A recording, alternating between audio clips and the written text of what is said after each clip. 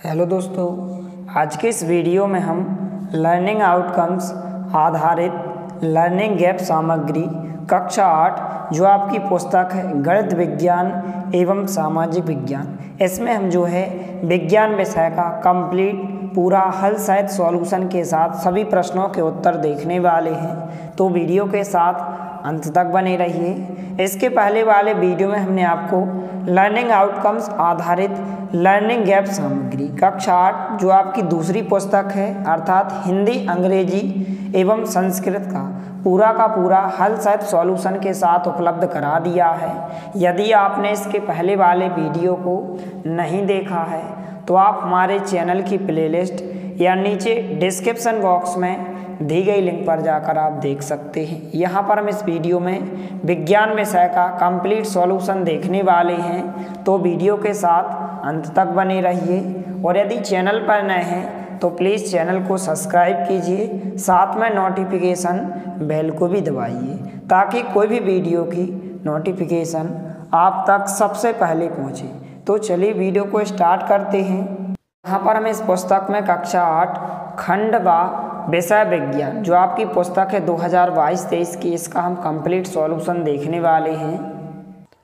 तो यहाँ पर सबसे पहले जो है अनुक्रमणिका दी गई है अर्थात एक तालिका दी गई है कि कौन कौन से अध्याय यहाँ पर आपकी पुस्तक में दिए गए हैं पेज नंबर 83 पर। तो यहाँ पर अध्याय 5 अम्ल, क्षारक एवं लवण, अध्याय 6 दिया गया है भौतिक एवं रासायनिक परिवर्तन, अध्याय 7 मौसम जलवायु तथा जलवायु के अनुरूप जंतुओं द्वारा अनुकूलन, अध्याय 12 पादप एवं जनन या पादप में जनन, अध्याय 13 गति एवं समय, अध्याय 14 विद्युत धारा और उसके प्रभाव, अध्याय 15 प्रकाश और अध्याय 16 वन हमारी जीवन रेखा। तो इन सभी अध्यायों की यहाँ पर हम प्रश्नों के उत्तर देखने वाले हैं, तो वीडियो के साथ अंत तक बने रहिए। तो यहाँ पर सबसे पहले पेज नंबर 84 पर अध्याय 5 दिया गया है अम्ल, क्षारक, लवण। तो इस अध्याय को आपको अच्छे से ध्यानपूर्वक पढ़ लेना है। इसके बाद यहाँ पर इसमें कुछ अभ्यास प्रश्न पूछे गए हैं, हम इसके उत्तर देखने वाले हैं। तो पेज नंबर 85 पर जो है अभ्यास वर्कशीट नंबर 1 दी गई है। प्रश्न क्रमांक 1 है अम्ल किसे कहते हैं। तो इस प्रकार से आपको अपनी पुस्तक में इस प्रकार से लिखना है कि जो पदार्थ नीले लिटमस पत्र को लाल कर देते हैं अम्ल कहलाते हैं। तो इस प्रकार से आपको अच्छे से लिख लेना है और आपको अच्छे से अच्छी राइटिंग में लिखना है। इसके बाद प्रश्न क्रमांक 2 है अम्ल की कोई 3 विशेषताएं बताइए। तो इस प्रकार से उत्तर में आपको लिखना है कि जो अम्ल है वह स्वाद में खट्टे होते हैं, अम्ल छूने पर खुरदुरे होते हैं और अम्ल जो है नीले लिटमस पत्र को लाल कर देते हैं। तो इस प्रकार से आप उत्तर में लिखेंगे, यह जो है प्रश्न 2 का उत्तर होगा।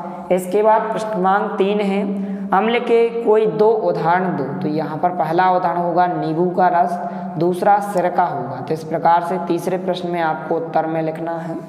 इसके बाद चौथा प्रश्न है अम्ल शब्द की उत्पत्ति किस लैटिन शब्द से हुई है एवं इस शब्द का क्या अर्थ है। तो इस प्रकार से आपको उत्तर में लिखना है कि जो एसिड शब्द की उत्पत्ति एसियर से हुई है जिसका अर्थ है खट्टा। तो इस प्रकार से आपको उत्तर में लिखना है, प्रश्न क्रमांक 4 का उत्तर होगा।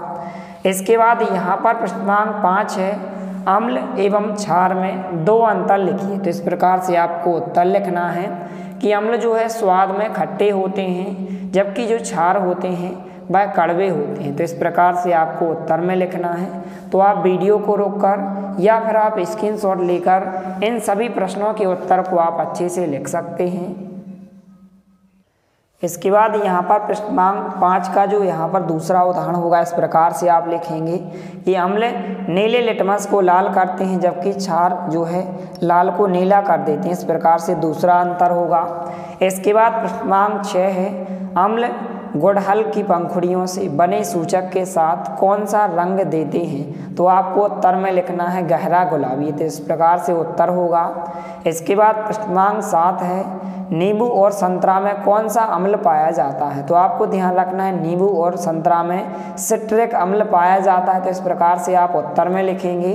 इसके बाद प्रश्न 8 है अम्लीय वर्षा किसे कहते हैं। तो इस प्रकार से आपको उत्तर लिखना है कि वायु प्रदूषण के कारण निर्मुक्त CO2, SO2 तथा NO2 वर्षा जल के साथ घुलकर क्रमशः कार्बनिक अम्ल, सल्फ्यूरिक अम्ल और नाइट्रिक अम्ल बनाते हैं। इसे जो है अम्लीय वर्षा कहते हैं। तो इस प्रकार से आपको उत्तर में लिखना है और वीडियो को ज़्यादा से ज़्यादा अपने दोस्तों के साथ शेयर करना है ताकि सभी को इसका सॉल्यूशन मिल सके।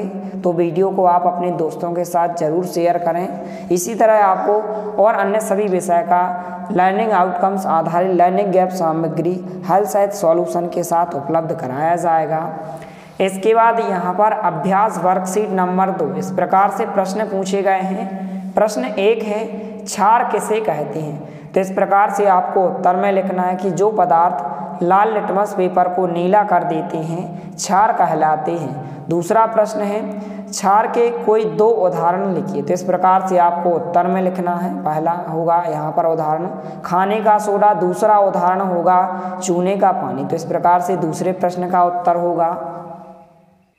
इसके बाद यहाँ पर तीसरा प्रश्न है क्षार की कोई 3 विशेषताएं बताइए। तो इस प्रकार से आप उत्तर में लिखेंगे कि स्वाद में कड़वे होते हैं, चिकने होते हैं क्षार, और क्षार जो है लाल लिटमस पत्र को नीला कर देते हैं। तो इस प्रकार से आप क्षार की 3 विशेषताएं लिखेंगे। तो इस प्रकार से तीसरे प्रश्न का उत्तर हो जाएगा। इसके बाद यहाँ पर चौथा प्रश्न पूछा गया है कि हल्दी के विलयन के साथ क्षार की पदार्थों का रंग बदलकर कौन सा रंग हो जाता है। तो आप उत्तर में लिखेंगे लाल रंग। इस प्रकार से उत्तर होगा। इसके बाद पेज नंबर 87 पर यहाँ पर प्रश्नांक 5 दिया गया है क्षारीय विलयन में गुड़हल की पंखुड़ियों का रस डाला जाए तो कौन सा रंग प्राप्त होगा। तो आप उत्तर में लिखेंगे हरा रंग। इसके बाद प्रश्न 6 है लिटमस पत्र के साथ क्षारीय विलयन कौन सा रंग प्रदर्शित करते हैं। तो आप उत्तर में लिखेंगे लाल रंग। इसके बाद प्रश्न 7 है प्रति अम्ल किसे कहते हैं, उदाहरण देकर स्पष्ट करो। तो आप उत्तर में इस प्रकार से लिखेंगे कि वे रासायनिक पदार्थ जिनका उपयोग अमाशय की अम्लता को कम करने के लिए किया जाता है उसे हम क्या कहते हैं, प्रति अम्ल कहते हैं। उदाहरण के लिए आप लिखेंगे उदाहरण सिमेटिटीन व रेनिटिटीन। इस प्रकार से आप उदाहरण लिखेंगे। तो इस प्रकार से 7वें प्रश्न का उत्तर होगा। इसको आपको अच्छे से लिख लेना है। तो आप वीडियो को रोककर या फिर आप स्क्रीनशॉट लेकर इन सभी प्रश्नों के उत्तर को आप अच्छे से लिख सकते हैं। इसके बाद यहाँ पर अभ्यास वर्कशीट नंबर 3 दी गई है। इस प्रकार से प्रश्न पूछे गए हैं, यहाँ पर आप देख सकते हैं। पहला प्रश्न है सूचक किसे कहते हैं। तो इस प्रकार से आप उत्तर में लिखेंगे कि अम्लीय एवं क्षारकीय पदार्थों का परीक्षण करने के लिए कुछ विशेष प्रकार के पदार्थों का उपयोग किया जाता है, सूचक कहलाते हैं। इसके बाद प्रश्न 2 है आपके आसपास पाए जाने वाले प्राकृतिक सूचकों को सूचीबद्ध कीजिए। तो इस प्रकार से आप उत्तर में लिखेंगे। तो यहाँ पर उत्तर हो जाएगा कि हल्दी, चुकंदर, गुड़हल की पंखुड़ी का रस, लाल गोभी आदि प्राकृतिक सूचक है। इसके बाद प्रश्न 3 है किन्हीं 2 रासायनिक सूचकों के नाम लिखिए। तो इस प्रकार से आप उत्तर में लिखेंगे फिनाप्थेलीन, मिथाइल आइसोसाइनाइड। इस प्रकार से आपको उत्तर में लिखना है। तीसरे प्रश्न का उत्तर होगा। इसके बाद यहाँ पर चौथा प्रश्न है। तो यहाँ पर प्रश्न 4 है सूचक अम्ल या क्षार के शुष्क पदार्थ के साथ रासायनिक क्रिया क्यों नहीं करते हैं, कारण स्पष्ट कीजिए। तो इस प्रकार से आप उत्तर लिखेंगे क्योंकि अम्ल या क्षार के शुष्क पदार्थों में जो है हाइड्रोजन आयन अनुपस्थित रहता है। तो इस प्रकार से आप उत्तर लिखेंगे। इसके बाद जो है पेज नंबर 88 पर प्रश्न 5 दिया गया है लिटमस पत्र के द्वारा आप अम्लीय क्षारीय उदासीन विलयन की पहचान कैसे करेंगे। तो इस प्रकार से आप उत्तर में लिखेंगे कि जब कोई विलयन नीले लिटमस को लाल कर देता है तो वह विलयन अम्लीय होता है, जब विलयन लाल लिटमस को नीला कर देता है तो विलयन जो है क्षारीय होता है। इस प्रकार से आप उत्तर में लिखेंगे।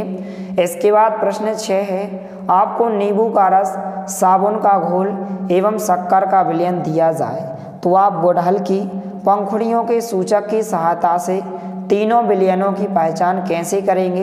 तो इस प्रकार से आपको उत्तर लिखना है कि गुड़हल की पंखुड़ियों के सूचक अम्लीय विलयन को गहरा गुलाबी क्षारीय विलयन को हरा तथा उदासीन विलयन को हरा तथा उदासीन विलयन के रंग में कोई परिवर्तन नहीं होता है। तो इस प्रकार से आप उत्तर में लिखेंगे।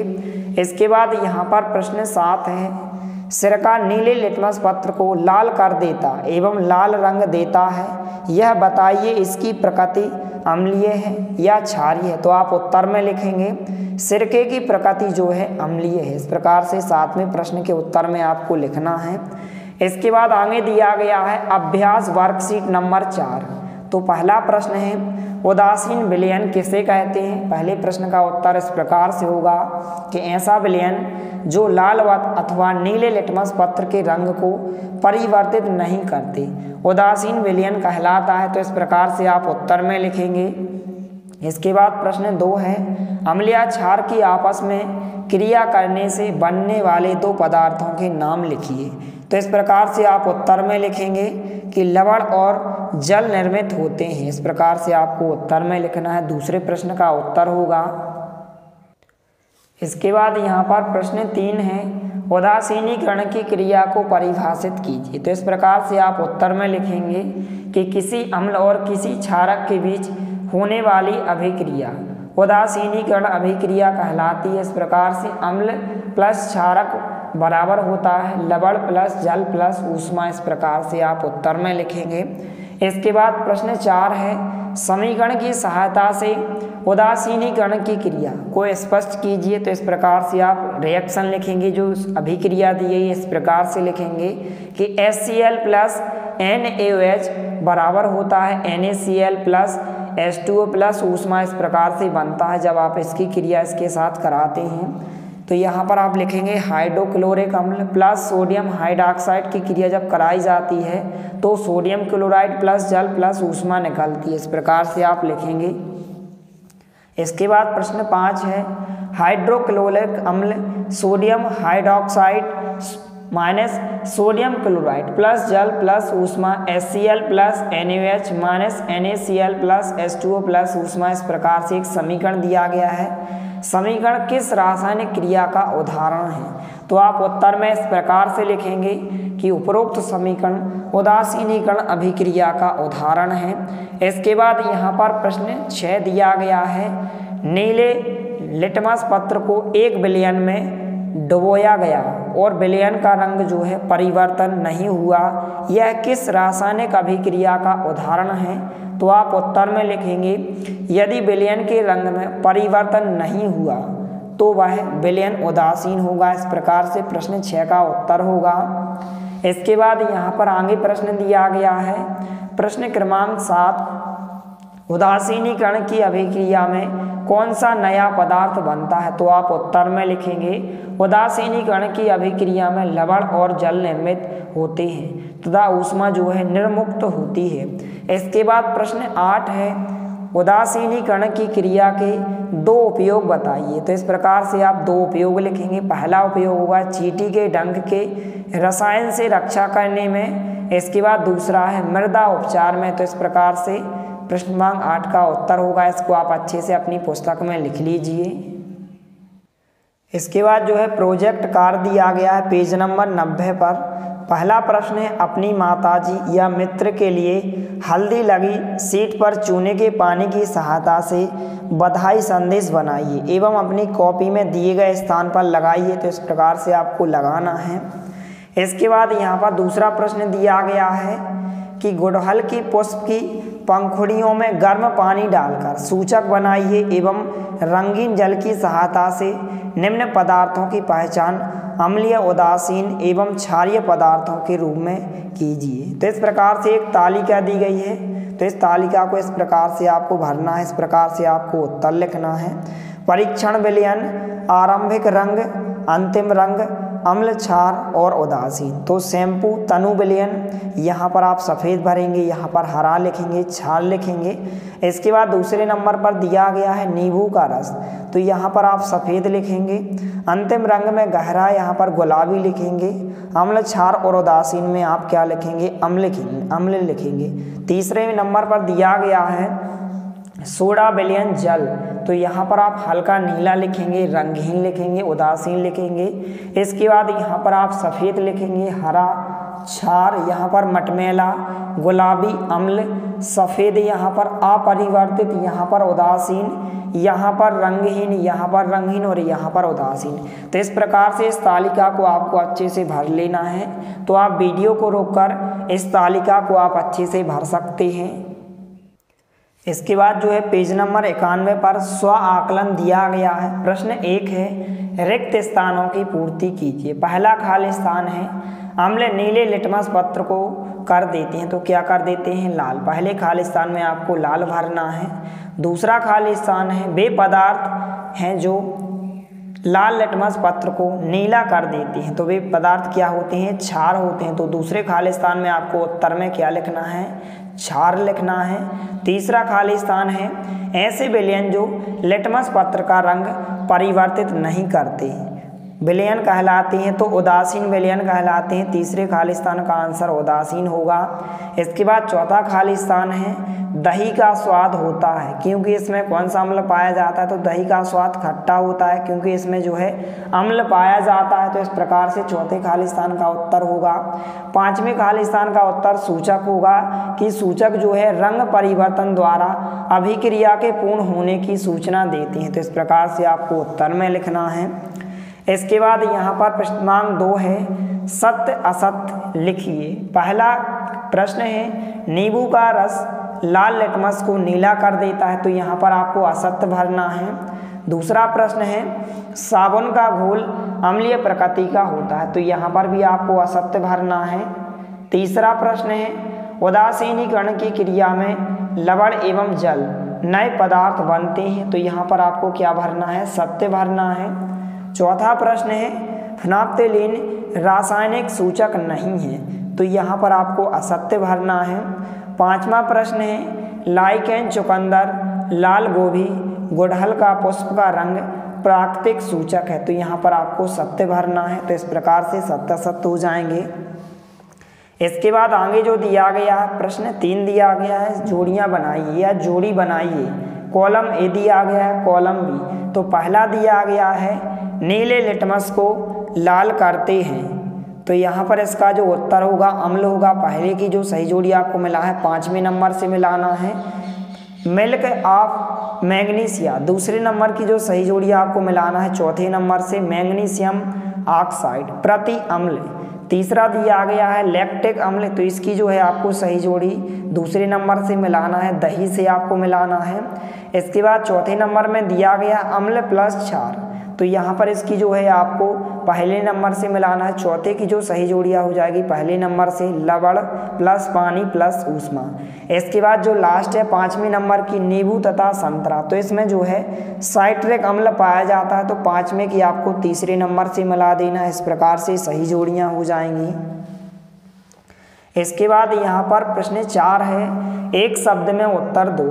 पहला प्रश्न है, क्षार लाल लिटमस को किस रंग में बदलते हैं, तो किस रंग में बदलते हैं, नीले रंग में बदलते हैं। तो पहले खाली स्थान का आंसर क्या होगा, नीले रंग में। दूसरा खाली स्थान है, जो विलयन अम्लीय व क्षारकीय दोनों गुण नहीं दर्शाते हैं वे विलयन कहलाते हैं, तो क्या कहलाते हैं, उदासीन विलयन कहलाते हैं। तीसरा प्रश्न है, हल्दी का विलयन साबुन के घोल के साथ कैसा रंग देता है, तो कैसा रंग देता है, लाल रंग देता है। तीसरे खाली स्थान का आंसर क्या होगा, लाल। इसके बाद चौथा खाली स्थान है, लिटमस प्राकृतिक सूचक प्राप्त किया जाता है, तो यहाँ पर लाइकेन से प्राप्त किया जाता है, तो आप उत्तर में लाइकेन लिखेंगे। पांचवा खाली स्थान है, क्षारीय पदार्थों को छूने पर कैसे होते हैं, चिकने होते हैं, तो आप उत्तर में चिकने लिखेंगे। इसके बाद यहाँ पर प्रश्न 5 है, अपनी कक्षा 7 की पुस्तक से 5 अम्ल एवं 5 क्षारीय पदार्थों के नाम लिखिए। तो 5 आपको अम्ल के नाम लिखना है और 5 क्षार के नाम लिखना है। तो अम्ल में जो है नींबू का रस, संतरे का रस, दही, आंवला और सिरका होगा। और क्षार में जो है खाने का सोडा, साबुन, चूने का पानी, सोडियम हाइड्रोक्साइड, अमोनियम हाइड्रोक्साइड, इस प्रकार से आप लिखेंगे। तो इस प्रकार से उत्तर आपको लिख लेना है। इसके बाद पेज नंबर 92 पर अध्याय 6 भौतिक एवं रासायनिक परिवर्तन, तो इस अध्याय को आपको अच्छे से एक बार जरूर पढ़ लेना है। इस प्रकार से अध्याय दिया गया है। इसके बाद जो है अध्याय 6 के प्रश्न पूछे गए हैं। अभ्यास वर्कशीट नंबर 1 पेज नंबर 94 पर दिया गया है। पहला प्रश्न है, भौतिक परिवर्तन से आप क्या समझते हैं? तो इस प्रकार से आप उत्तर में लिखेंगे कि वह परिवर्तन जिसमें किसी पदार्थ के भौतिक गुणों में परिवर्तन होता है भौतिक परिवर्तन कहलाता है। यह परिवर्तन उत्क्रमणीय होते हैं और नया पदार्थ नहीं बनते। इस प्रकार से आप उत्तर में लिखेंगे। इसके बाद दूसरा प्रश्न है, अपने आसपास होने वाले भौतिक परिवर्तनों के उदाहरण दीजिए। तो आप उत्तर में लिखेंगे बर्फ का जल में बदलना, दूसरा होगा किसी पदार्थ का टुकड़ों में टूटना, तीसरा है चीनी या नमक का जल में घुलना। इसके बाद तीसरा प्रश्न है, रासायनिक परिवर्तन को परिभाषित कीजिए। तो आप उत्तर में लिखेंगे कि वह परिवर्तन, इस प्रकार से आप देख सकते हैं तीसरा उत्तर दिया गया है कि वह परिवर्तन जिसमें एक या अधिक नए पदार्थ बनते हैं रासायनिक परिवर्तन कहलाते हैं। ऐसे परिवर्तन अनुत्क्रमणीय होते हैं। तो आप उत्तर में लिखेंगे। इसके बाद यहाँ पर प्रश्न 4 है, दैनिक जीवन में होने वाले रासायनिक परिवर्तनों को लिखिए। पहला होगा लोहे पर जंग लगना, दूसरा होगा भोजन का पाचन, तीसरा होगा फलों का पकना, चौथा होगा प्रकाश संश्लेषण, पांचवा होगा दूध से दही बनना। इसके बाद यहाँ पर पांचवा प्रश्न है। तो जो पांचवा प्रश्न पूछा गया है, रासायनिक परिवर्तन में उत्पाद बनने की अतिरिक्त और कौन कौन सी घटनाएं हो सकती हैं लिखिए। तो आप उत्तर में लिखेंगे ऊष्मा निर्मुक्त या अवशोषित होना, दूसरा है ध्वनि उत्पन्न होना, तीसरा होगा रंग परिवर्तन होना, चौथा होगा किसी गैस का बनना। तो इस प्रकार से प्रश्न 5 का उत्तर होगा। इसके बाद यहाँ पर आगे दिया गया है अभ्यास वर्कशीट नंबर 2। पहला प्रश्न है, जब नींबू के रस में खाने का सोडा मिलाया जाता है तो बुलबुले बनते हैं और गैस निकलती है, यह किस प्रकार का परिवर्तन है? तो आप उत्तर में लिखेंगे रासायनिक परिवर्तन। इस प्रकार से उत्तर होगा। इसके बाद यहाँ पर पेज नंबर 95 पर यहाँ पर प्रश्न पूछे गए हैं। प्रश्न 2 है, लकड़ी का काटना एक भौतिक परिवर्तन है परंतु लकड़ी का जलना एक रासायनिक परिवर्तन है, स्पष्ट कीजिए। तो आप उत्तर में लिखेंगे लकड़ी का जलना एक रासायनिक परिवर्तन है क्योंकि जलाने के बाद धुआं, राख तथा CO2 गैस बनती है। इसके बाद तीसरा प्रश्न है, जब कार्बन डाइऑक्साइड को चूने के पानी में प्रवाहित किया जाता है तो चूने का पानी जो है दूधिया क्यों हो जाता है? इस अभिक्रिया में बनने वाले उत्पादों के नाम लिखिए।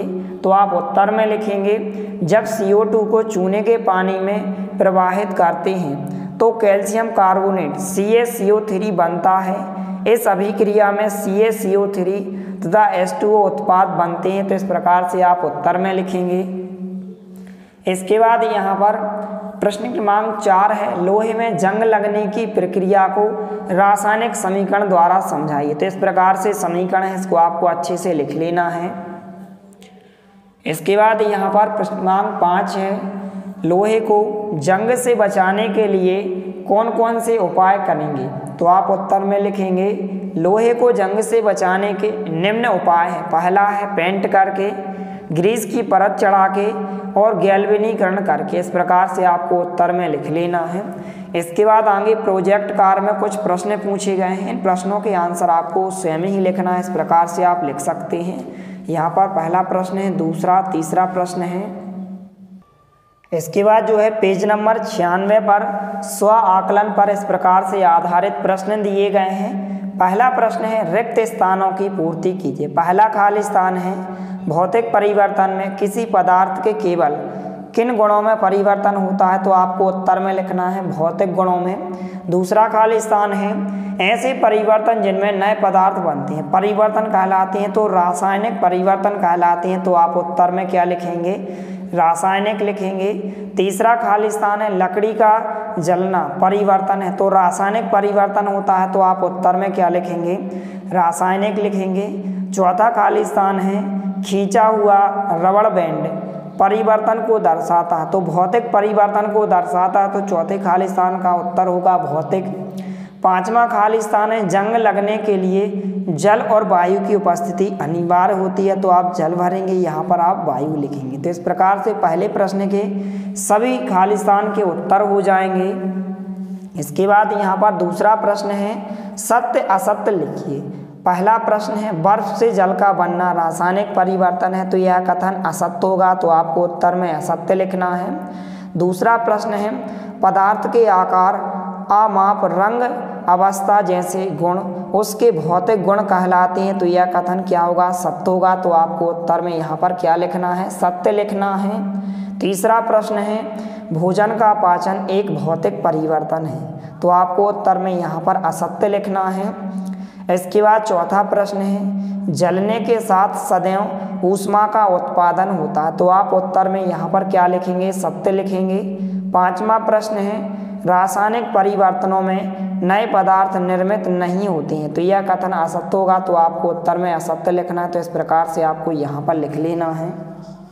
इसके बाद यहाँ पर प्रश्न 3 है, सही जोड़ी बनाओ। कॉलम ए और कॉलम बी दिया गया है। यहाँ पर ए नंबर का प्रश्न है, भौतिक परिवर्तन, तो इसकी सही जोड़ी आपको उत्क्रमणीय से मिलाना है। बी नंबर में दिया गया है रासायनिक परिवर्तन, तो इसकी जो है आपको अनुत्क्रमणीय से मिलाना है। सी नंबर में दिया गया है नमक का जल में घुलना, तो इसकी जो है आपको भौतिक परिवर्तन से मिलाना है। इसके बाद डी नंबर में दिया गया किसी गैस का बनना, तो यह रासायनिक परिवर्तन होता है।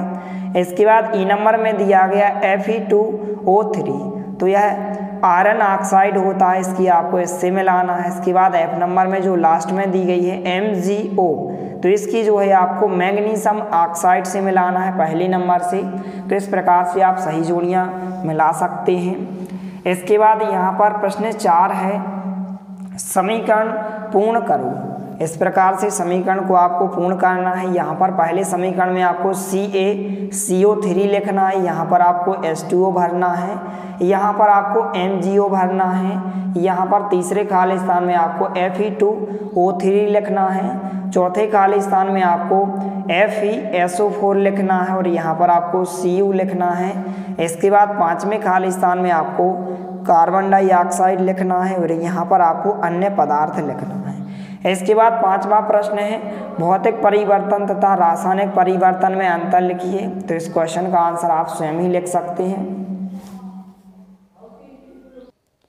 इसके बाद जो है पेज नंबर 97 पर अध्याय 7 मौसम जलवायु तथा जलवायु के अनुरूप जंतुओं द्वारा अनुकूलन, इस प्रकार से पाठ दिया गया है। इस अध्याय को आपको अच्छे से एक बार पढ़ लेना है। इसके बाद यहाँ पर इसमें जो प्रश्न पूछे गए हैं हम सभी प्रश्नों के उत्तर देखने वाले हैं, तो वीडियो के साथ अंत तक बने रहिए।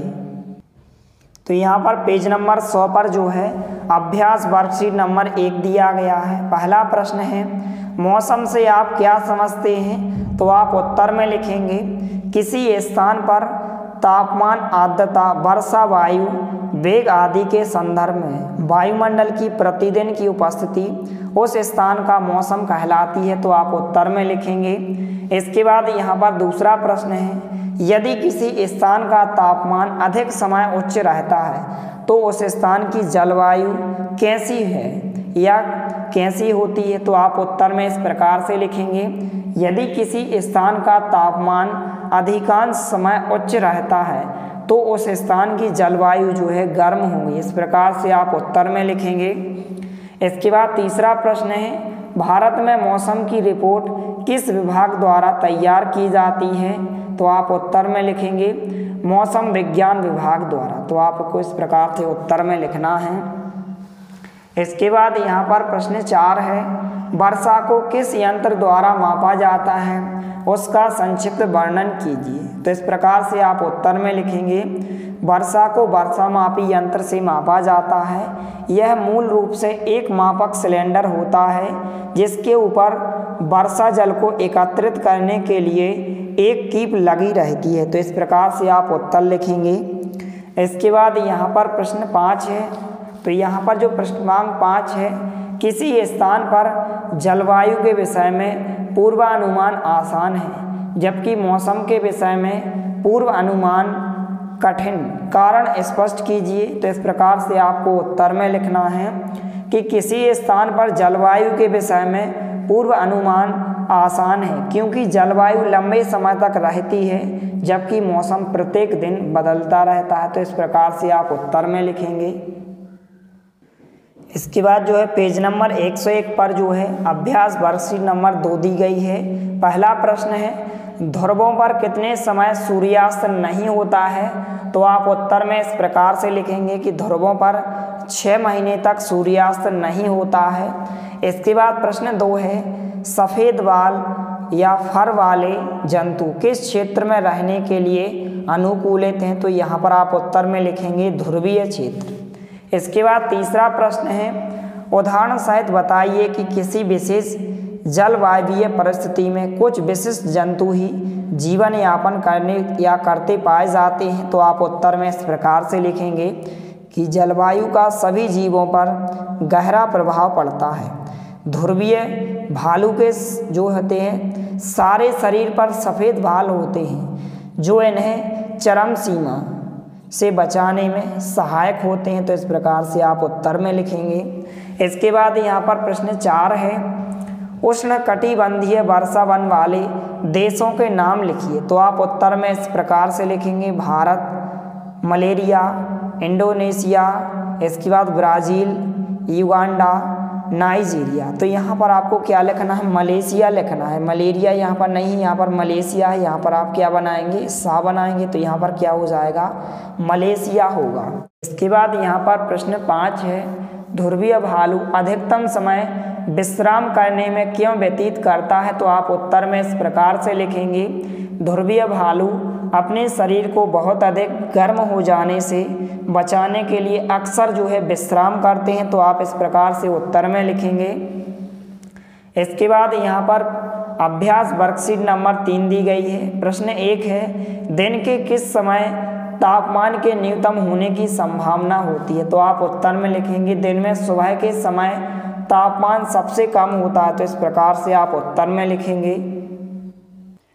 इसके बाद जो है पेज नंबर 102 पर यहाँ पर प्रश्न 2 दिया गया है ध्रुवीय क्षेत्र के देशों के नाम लिखिए। तो इस प्रकार से आप उत्तर में लिखेंगे Canada, Greenland, Iceland, Norway, Sweden, Finland तथा अमेरिका। इस प्रकार से आपको उत्तर में लिखना है। इसके बाद तीसरा प्रश्न है उष्णकटिबंधीय वर्षा वन में रहने वाला बंदर किस प्रकार उस स्थान पर रहने के लिए अनुकूलित है। तो इस प्रकार से आप उत्तर में लिखेंगे कि वृक्षों में रहने में सहायता के लिए बंदरों में लंबी पूंछ होती है जो शाखाओं को पकड़ने में सहायक होती हैं। इनके हाथ पैर ऐसे होते हैं जिससे यह आसानी से शाखाओं को थामे रखते हैं। इस प्रकार से आप उत्तर में लिखेंगे। इसके बाद यहाँ पर प्रश्न क्रमांक 4 है कौन सी विशेषताएं ध्रुवीय भालू को अत्यधिक ठंडी जलवायु में रहने के लिए अनुकूलित करती हैं। इस प्रकार से आप उत्तर में लिखेंगे कि ध्रुवीय भालू के सारे शरीर में सफ़ेद बाल होते हैं जिससे वह बर्फ की सफ़ेद पृष्ठभूमि में आसानी से दिखाई नहीं देते हैं। ठंड से बचने के लिए इनमें बालों की 2 मोटी परतें होती हैं। तो इस प्रकार से उत्तर होगा। एक बार फिर से सभी विद्यार्थियों से अनुरोध है, विनम्र अनुरोध है कि आप हमारे चैनल को सब्सक्राइब कीजिए क्योंकि वीडियो बनाने में बहुत ज़्यादा मेहनत लगती है। इस प्रकार से हमने आपको सभी प्रश्नों के उत्तर बताए हैं तो आप हमारे चैनल को सब्सक्राइब जरूर करें। इसी तरह आपको और अन्य सभी विषय की लर्निंग आउटकम्स आधारित लर्निंग ऐप सामग्री सभी प्रश्नों के उत्तर सहित फुल सॉल्यूशन के साथ उपलब्ध कराया जाएगा, इसलिए आप हमारे चैनल को सब्सक्राइब जरूर करें। इसके बाद यहाँ पर जो है प्रश्न क्रमांक 5 है मौसम और जलवायु में अंतर स्पष्ट कीजिए। तो इस प्रकार से आप उत्तर लिखेंगे कि मौसम किसी स्थान का मौसम उस स्थान का आर्द्रता, वायु, वर्षा आदि के तात्कालिक प्रभाव को कहते हैं। या जलवायु किसे कहते हैं आप जलवायु के बारे में लिखेंगे कि किसी बड़े क्षेत्र के लगभग 30 वर्षों के औसत मौसम को उस स्थान की जलवायु कहते हैं। इसके बाद यहाँ पर प्रश्न 6 है ध्रुवीय क्षेत्रों के नाम बताइए। तो आप उत्तर में लिखेंगे ध्रुवीय क्षेत्र उत्तरीय ध्रुव व दक्षिणी ध्रुव। इस प्रकार से आपको उत्तर में लिखना है। इसके बाद प्रश्न 5 है सारणी 7.2 में दिए गए आंकड़ों के अनुसार प्रेक्षण उपरांत बताइए कि श्रीनगर की जलवायु कैसी है। तो आप उत्तर में लिखेंगे कि श्रीनगर की जलवायु उष्णकटिबंधीय है। तो आपको इस प्रकार से उत्तर में लिखना है। इसके बाद जो है पेज नंबर 103 पर जो है प्रोजेक्ट दिया गया है। पहला प्रश्न है शीत ऋतु के किसी महीने उदाहरणार्थ दिसंबर में लगातार 7 दिन की मौसम रिपोर्ट अपने माता पिता या अन्य साथी की सहायता से नोट कीजिए। ऐसी रिपोर्ट ग्रीष्म ऋतु के किसी महीने उदाहरणार्थ जून के 7 दिनों के लिए बनाइए। अब आपने रिकॉर्ड के आधार पर सूर्योदय और सूर्यास्त के समय की सारणी बनाइए। तो इस प्रकार से सारणी दी गई है। तो इस प्रकार से सारणी को आपको भर लेना है। इस प्रकार से यहाँ पर सारणी को इस प्रकार से आप भर सकते हैं। तो आप वीडियो को रोककर इस सारणी को आप अच्छे से भर सकते हैं। इसके बाद यहाँ पर सारणी में भरी गई रिपोर्ट के आधार पर निम्न प्रश्नों के उत्तर देने का प्रयास कीजिए। पहला प्रश्न है कि क्या गर्मियों और सर्दियों में सूर्योदय के समय में कोई अंतर होता है। तो आप लिखेंगे हाँ अंतर होता है। तो आपको उत्तर में यहाँ पर हाँ लिखना है। दूसरा प्रश्न है सूर्योदय कब जल्दी होता है। तो आप उत्तर में लिखेंगे ग्रीष्म ऋतु में। इस प्रकार से आपको लिखना है। इसके बाद यहाँ पर तीसरा प्रश्न है क्या आपको जून और दिसंबर के महीनों में सूर्यास्त के समय में कोई अंतर दिखाई देता है। तो आप लिखेंगे हाँ। इसके बाद प्रश्न 4 है दिन की अवधि कब अधिक होती है। तो ग्रीष्म ऋतु में जो है दिन की अवधि अधिक होती है, अर्थात दिन जो है बड़े होते हैं और रातें जो होती हैं छोटी होती हैं। इसके बाद प्रश्न 5 है रातें कब अत्यधिक या अधिक लंबी होती हैं, अर्थात रातें कब बड़ी होती हैं। तो शीत ऋतु में, अर्थात जो अभी समय चल रहा है शीत ऋतु में जो है रातें जो है अधिक लंबी होती हैं। इसके बाद यहाँ पर प्रश्न क्रमांक 6 दिया गया है दिन कभी लंबे और कभी छोटे क्यों होते हैं। तो आप उत्तर में इस प्रकार से लिखेंगे क्योंकि जो है गर्मियों में उत्तरी गोलार्ध में सूर्य का प्रकाश ज़्यादा और दक्षिणी गोलार्ध में सूर्य का प्रकाश कम अवधि के लिए पड़ता है।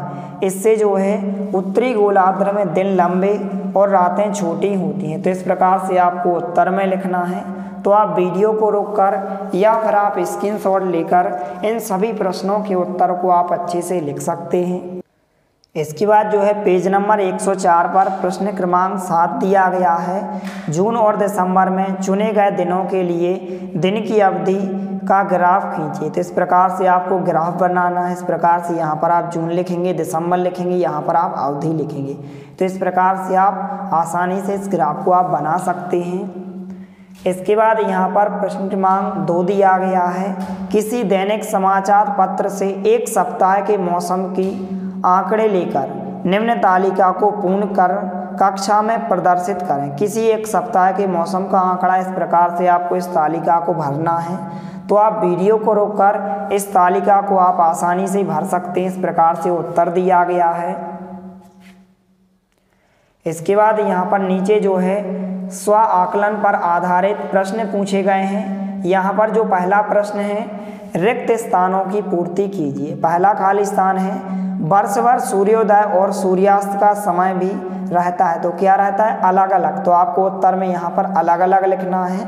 दूसरा खाली स्थान है जंतु उन परिस्थितियों के लिए अनुकूलित होते हैं जिनमें वह क्या करते हैं निवास करते हैं। तो दूसरे खाली स्थान में आपको उत्तर में क्या लिखना है निवास लिखना है।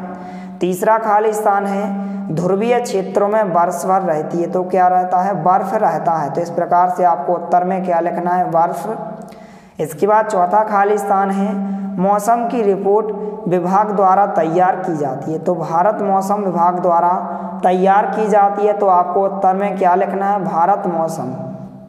पांचवा खाली स्थान है वर्षा को जो है किस यंत्र द्वारा मापा जाता है। तो वर्षा मापी द्वारा मापा जाता है। तो आपको उत्तर में क्या लिखना है वर्षा मापी। इसके बाद प्रश्न 2 है निम्न कथनों के आगे सत्य असत्य लिखिए। पहला प्रश्न है वर्षा को वर्षा मापी नामक यंत्र द्वारा मापा जाता है। तो यह कथन क्या होगा सत्य होगा। तो आपको उत्तर में यहाँ पर क्या लिखना है सत्य लिखना है। दूसरा प्रश्न है 25 वर्ष में एकत्रित आंकड़ों के आधार पर बना मौसम का पैटर्न उस स्थान की जलवायु कहलाता है। तो यहाँ पर आपको उत्तर में क्या लिखना है सत्य लिखना है। तीसरा प्रश्न है जलवायु का जीवों पर कोई प्रभाव नहीं पड़ता है, तो यहाँ पर आपको उत्तर में क्या लिखना है, असत्य लिखना है। चौथा प्रश्न है भारत में उष्णकटिबंधीय वर्षा वन नहीं पाए जाती हैं, तो यहाँ पर आपको उत्तर में क्या लिखना है, असत्य लिखना है। इसके बाद पांचवा प्रश्न है ध्रुवीय भालू अपने शरीर को बहुत अधिक गर्म हो जाने से बचाने के लिए अक्सर जो है विश्राम करते हैं, तो यहाँ पर आपको उत्तर में क्या लिखना है, सत्य लिखना है। तो इस प्रकार से आप लिख सकते हैं।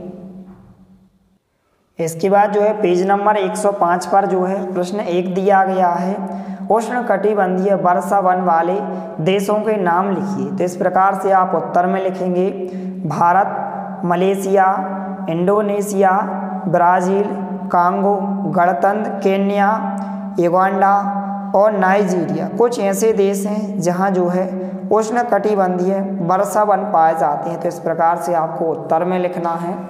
इसके बाद प्रश्न 2 है ध्रुवीय क्षेत्र के देशों के नाम लिखिए। तो इस प्रकार से आपको उत्तर में लिखना है Canada, Greenland, Iceland, Norway, Sweden आदि। इस प्रकार से दूसरे प्रश्न का उत्तर होगा। इसके बाद यहाँ पर तीसरा प्रश्न है उष्णकटिबंधीय वर्षा वन में रहने वाला बंदर किस प्रकार उस स्थान पर रहने के लिए अनुकूलित है। तो इस प्रकार से आप उत्तर में लिखेंगे वृक्षों पर रहने में सहायता के लिए बंदरों में जो है लंबी पूंछ होती है जो शाखाओं को पकड़ने में सहायक होती हैं। तो इस प्रकार से आप उत्तर में लिखेंगे। इसके बाद यहाँ पर अध्याय 12 है पादप में जनन, जो कि पेज नंबर 106 पर दिया गया है। तो यहाँ पर इस अध्याय को सबसे पहले आपको अच्छे से पढ़ लेना है। इसमें जो अभ्यास वर्कशीट में प्रश्न पूछे गए हैं यहाँ पर हम सभी प्रश्नों के उत्तर देखने वाले हैं। तो इसके बाद जो है अभ्यास वर्कशीट नंबर 1 पेज नंबर 110 पर दिया गया है।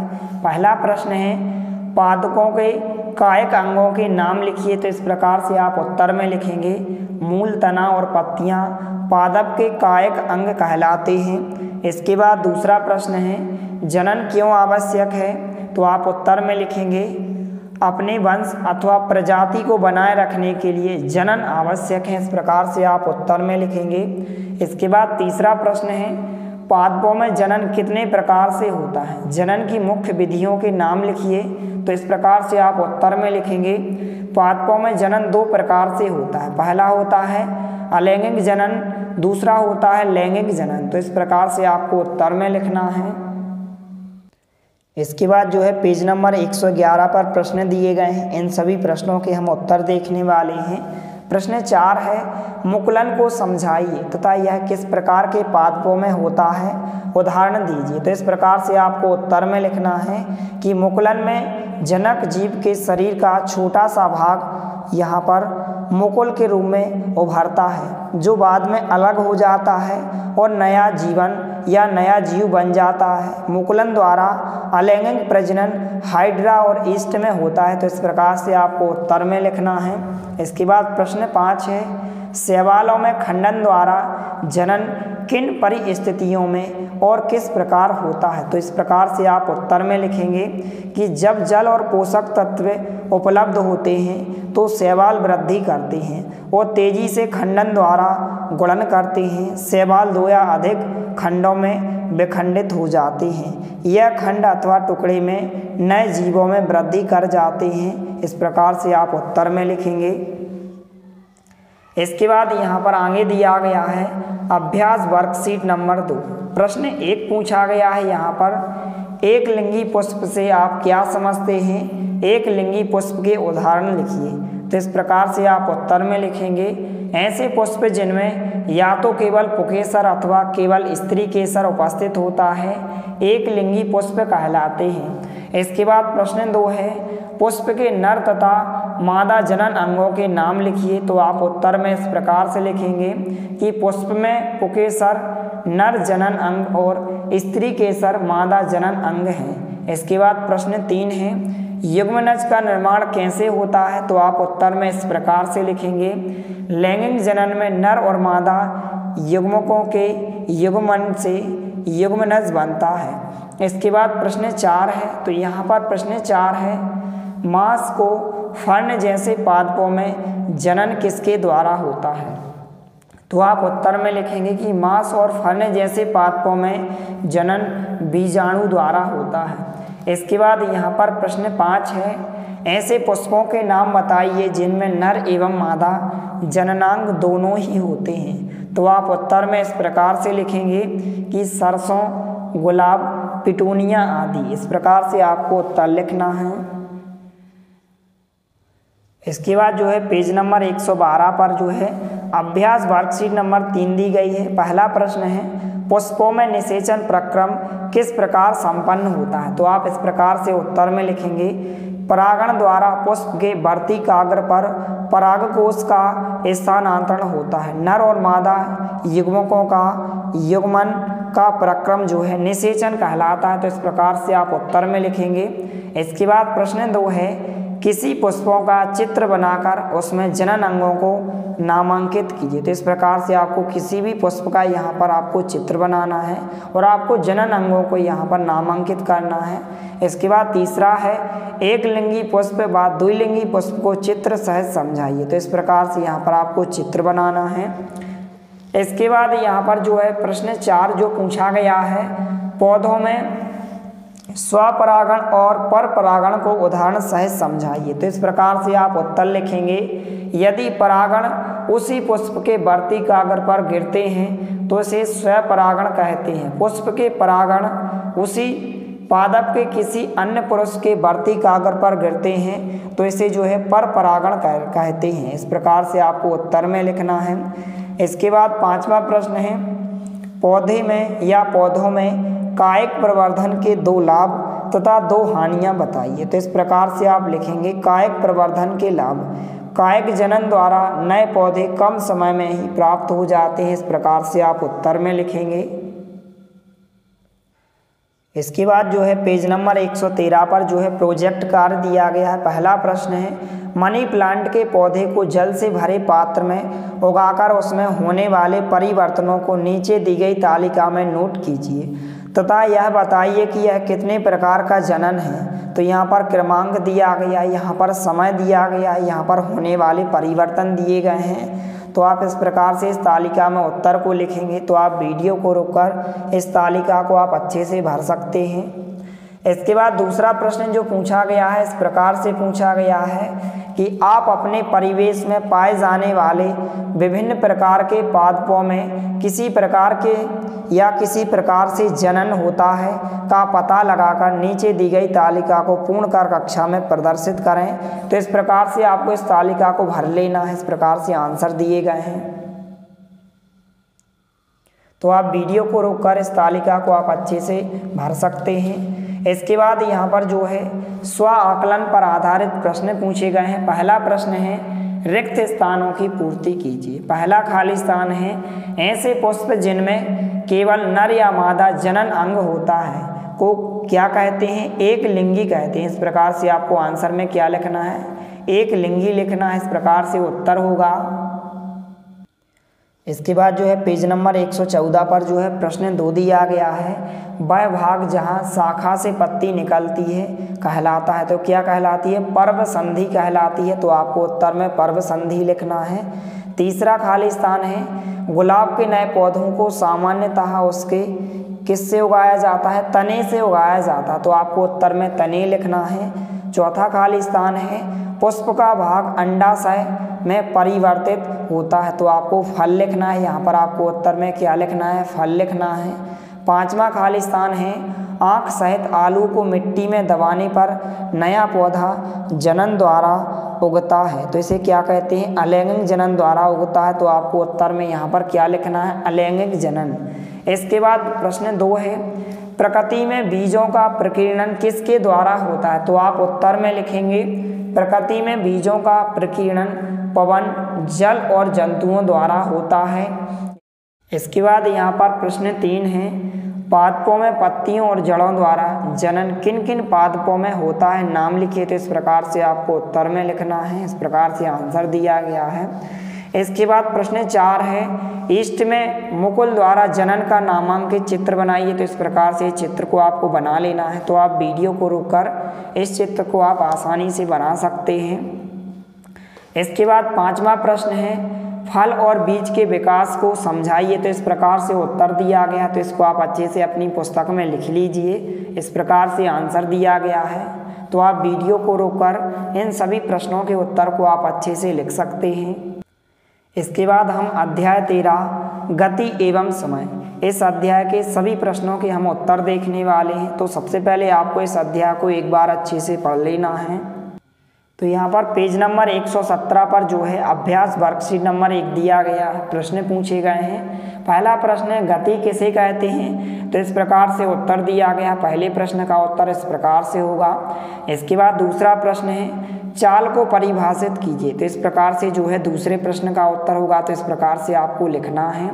इसके बाद तीसरा प्रश्न है मंद गति तथा तीव्र गति में उदाहरण सहित अंतर कीजिए। तो इस प्रकार से आप उत्तर लिखेंगे। तो आप वीडियो को रोककर इन सभी प्रश्नों के उत्तर को आप अच्छे से लिख सकते हैं। इसके बाद यहाँ पर प्रश्न 4 है, जो कि पेज नंबर 118 पर यह क्वेश्चन दिए गए हैं। प्रश्न 4 है दो स्टेशनों के बीच की दूरी 320 किलोमीटर है। कोई रेलगाड़ी दूरी को तय करने में 4 घंटे लेती है। तो रेलगाड़ी की चाल ज्ञात कीजिए। तो इस प्रकार से इस सूत्र की सहायता से आप इस प्रश्न को हल कर सकते हैं। इस प्रकार से उत्तर होगा। तो इस प्रकार से आपको अपनी पुस्तक में लिख लेना है। 5वां प्रश्न है बूझो अपने घर से साइकिल से विद्यालय पहुंचने में 10 मिनट लेती है। यदि साइकिल की जो है चाल 2 मीटर प्रति सेकंड है तो घर से विद्यालय की दूरी ज्ञात कीजिए। तो इस प्रकार से आप उत्तर में लिखेंगे। इस प्रकार से आंसर होगा। इसके बाद आगे दिया गया है अभ्यास वर्कशीट नंबर 2। पहला प्रश्न है सरल लोलक का आवर्तकाल किसे कहते हैं। तो इस प्रकार से आप उत्तर में लिखेंगे। इस प्रकार से उत्तर होगा। दूसरा प्रश्न है सरल लोलक का आवर्तकाल का सूत्र लिखिए। तो इस प्रकार से सूत्र होता है दोलनों के लिए लिया गया समय बटे दोलनों की संख्या। इस प्रकार से उत्तर में आपको लिखना है। इसके बाद तीसरा प्रश्न है सरल लोलक का चित्र बनाइए। तो इस प्रकार से आप उत्तर में इस प्रकार से आपको चित्र बनाना है सरल लोलक का। इसके बाद प्रश्न 4 है। तो यहाँ पर प्रश्न 4 है कोई सरल लोलक 20 दोलन पूर्ण करने के लिए 42 सेकंड का समय लेता है। लोलक का आवर्तकाल निकालिए। तो इस प्रकार से आप निकाल सकते हैं कि लोलक का आवर्तकाल बराबर इस प्रकार से आप लिखेंगे 2.1 सेकंड होगा। तो इस प्रकार से आपको उत्तर में लिखना है। इसके बाद 5वें प्रश्न का उत्तर इस प्रकार से होगा। तो इस प्रकार से आपको अपनी बुक में लिख लेना है। तो आप वीडियो को रोककर या फिर आप स्क्रीनशॉट लेकर इन सभी प्रश्नों के उत्तर को आप अच्छे से लिख सकते हैं। इसके बाद जो है पेज नंबर 119 पर जो है अभ्यास वर्कशीट नंबर 3 दिया गया है। पहला प्रश्न है विद्यालय की पिकनिक के लिए जाते समय बूझो ने यात्रा समाप्त होने अर्थात पिकनिक स्थल पर पहुंचने तक हर 30 मिनट के पश्चात बस के पथमापी का पाठ्यांक नोट कर उसने निम्न सारणी बनाई। इस प्रकार से सारणी बनाई। तो उपरोक्त सारणी के आधार पर आपको निम्न प्रश्नों के उत्तर आपको देना है। तो पहला प्रश्न है दूरी समय का ग्राफ खींचिए। तो इस प्रकार से आपको ग्राफ बनाना है। पहले प्रश्न में इस प्रकार से आप आसानी से बना सकते हैं। तो आपको पेंसिल की सहायता से और स्केल की सहायता से आपको अच्छे से इस ग्राफ को बनाना है। इसके बाद दूसरा प्रश्न है पिकनिक स्थल से विद्यालय की दूरी कितनी थी। तो इस प्रकार से आप उत्तर में लिखेंगे पिकनिक स्थल से विद्यालय की दूरी 80 किलोमीटर थी। इस प्रकार से आपको उत्तर में लिखना और यहाँ पर पहले प्रश्न में आपको ग्राफ बनाना है।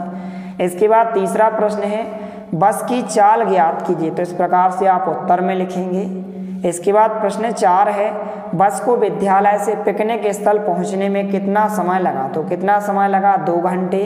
तो आप वीडियो को रोककर इन सभी प्रश्नों के उत्तर को आप अच्छे से लिख सकते हैं। इसके बाद 5वां प्रश्न है 10.45 अर्थात इसको आप जब भी दशमलव के बाद 2 संख्या होती है तो हम एक एक संख्या को पढ़ते हैं। 10.45 तक बस ने कितनी दूरी तय कर ली थी। तो इस प्रकार से आप लिखेंगे 70 किलोमीटर। इस प्रकार से आपको उत्तर में लिखना है। इसके बाद जो है पेज नंबर 120 पर प्रोजेक्ट कार्ड दिया गया है। पहला प्रश्न है पहले प्रश्न में इस प्रकार से पूछा गया है कि अपने आसपास की वस्तुओं में होने वाली गतियों सरल रेखीय आवर्त गति वृत्तीय गति पहचानिए तथा निम्न सारणी अनुसार सूचीबद्ध तथा चित्रबद्ध कीजिए। तो इस प्रकार से इस तालिका को आपको इस प्रकार से भरना है। तो आप आसानी से भर सकते हैं। तो आप वीडियो को रोककर इस तालिका को आप अच्छे से भर सकते हैं। इसके बाद प्रश्न 2 है निम्न स्थितियों में गति के दूरी समय ग्राफ की आकृति बनाइए। ए नंबर का है नियत चाल से गति करती कार इस प्रकार से, तो आपको इस प्रकार से ग्राफ बनाना है। प्रश्न 2 के ए नंबर के प्रश्न में इस प्रकार से आप बना सकते हैं। इसके बाद जो है बी नंबर में भी आपको इस प्रकार से बनाना है। इस प्रकार से बी नंबर में पूछा गया सड़क के किनारे खड़ी हुई कार, तो इस प्रकार से आप ग्राफ बनाएंगे। इन दोनों ग्राफों को आपको अच्छे से बना लेना है। तो आप वीडियो को रोककर इन दोनों ग्राफ को आप अच्छे से बना सकते हैं, इस प्रकार से दिए गए हैं।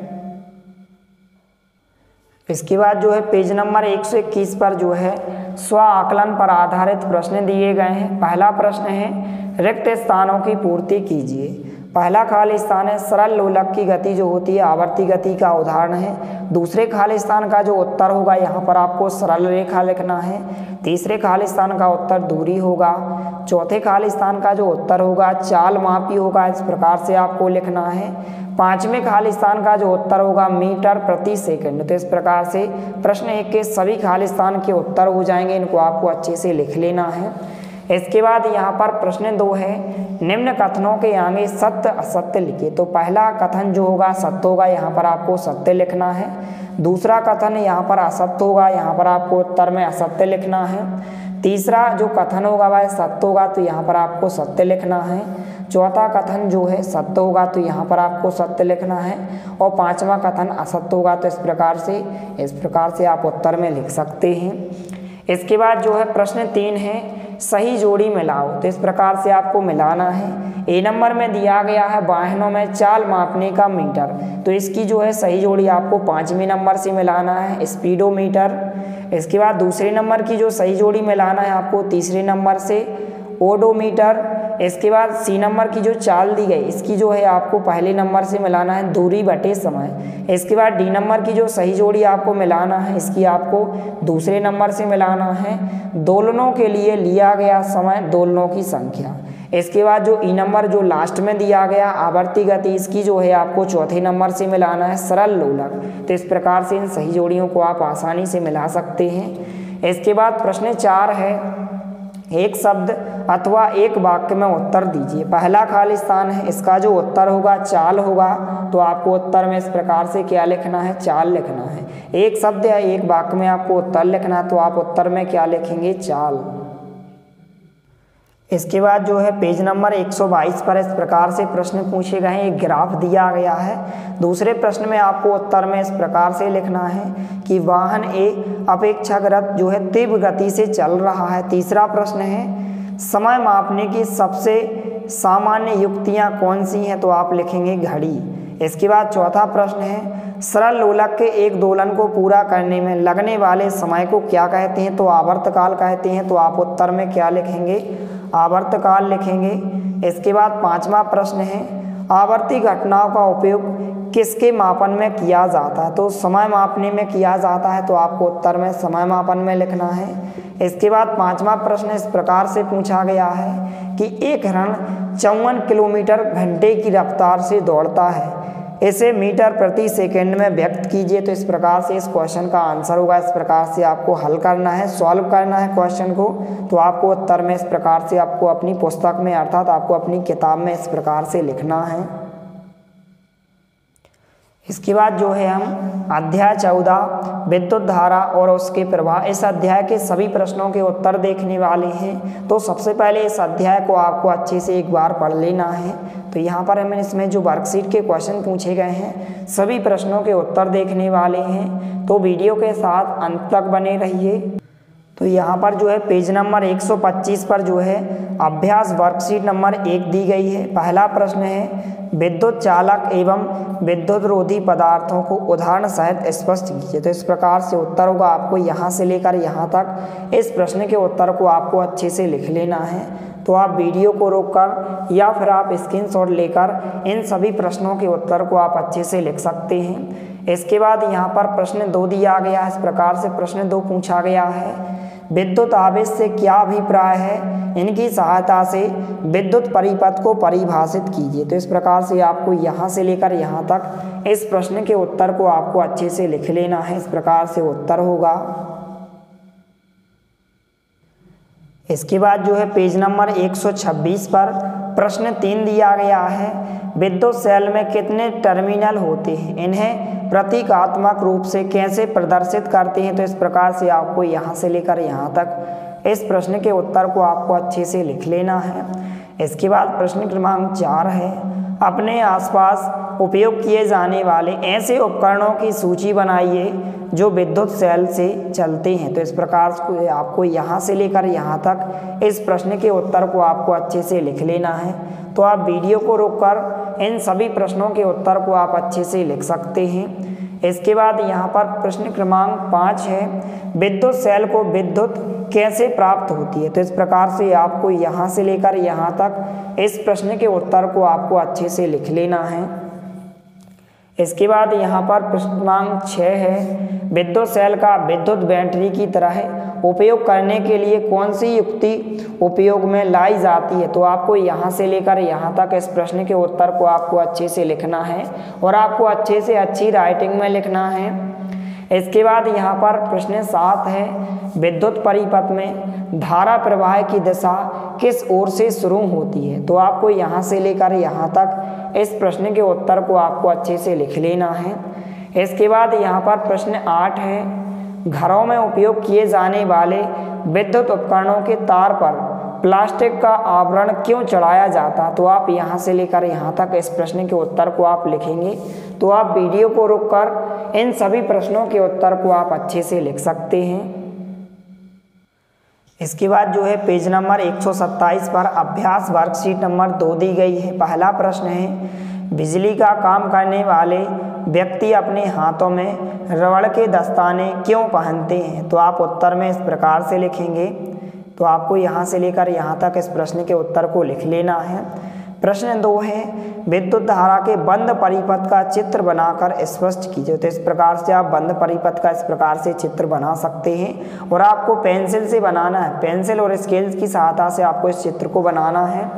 इसके बाद तीसरा प्रश्न है, परिपथ में विद्युत धारा प्रवाहित नहीं होती है, उसका चित्र एवं परिभाषा बताइए। तो इस प्रकार से आप चित्र बनाएंगे। इस प्रकार से आपको चित्र बनाना है।